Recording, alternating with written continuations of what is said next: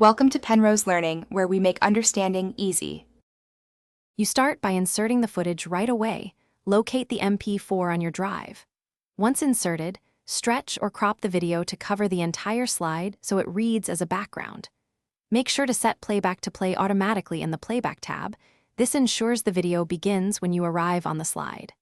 Also, reduce file size if necessary by using compressed media. This keeps your presentation responsive and avoids long load times.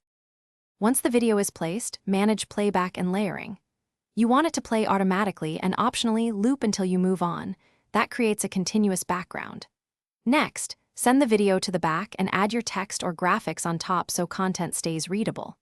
If readability suffers, overlay a semi-transparent shape or reduce brightness in a video editor. Make small trims and fades so the loop feels seamless. And check volume so narration or ambient sound. You finish by testing the slideshow on the machine you'll present from. Slideshow mode reveals timing, stutter, and audio balance. Decide whether to embed the video for portability or link it if the file is huge.